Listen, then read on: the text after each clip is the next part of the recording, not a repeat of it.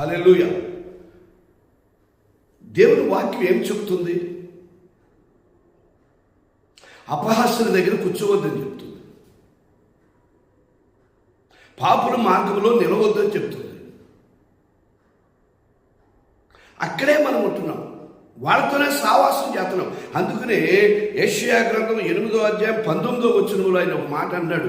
ఈ మాటలో జాగ్రత్తగా వినండి, గ్రహించండి. దేవుని బిడ్డలారా, దేవుని యొక్క నామములో మనం బలపడితే దేవుడు మన కుటుంబాన్ని ఆదరిస్తాడు. ఆయన ఏమన్నాడు? వారు మిమ్మల్ని చూసి కర్ణ పిశాచముల యొద్దకు, కిచకిచలాడు గొనుగు మాంత్రికుల యొద్ద, మంత్రజాలకుల యొద్దకు వెళ్ళి విచారించుడని చెప్పుచున్నారు.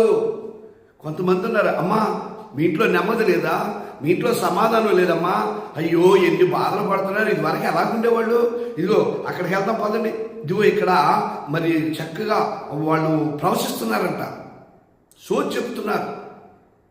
దేవుడు ఏం చెప్తున్నాడు ఇక్కడ? వాక్యం ఏం చెప్తుంది? అలాంటి పనులు చెయ్యొద్దు అని చెప్తుంది. నేనంట్లా, అది వాక్యం అంటుంది ఇక్కడ. యెషయా గ్రంథం 8వ అధ్యాయం 19వ వచనము. దేవుని బిడ్డలారా, మనము మంచి మనస్సు కలిగి ఉండాలి. ఆయన ఏమన్నాడు? సచ్చిన వాని యొద్దకు వెళ్ళుదగున ధర్మశాస్త్రములను, ప్రమాణము, వాక్యమును విచారించుడి. వాక్యాన్ని విచారించుడి. అందుకే 10 ఆజ్ఞలు పెట్టాడు ఆయన. ఆజ్ఞలు మీరు పాటిస్తున్నారా?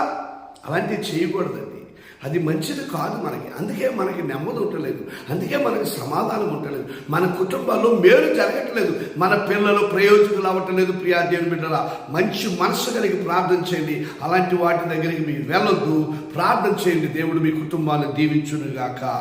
ఆమేన్, ఆమేన్, ఆమేన్.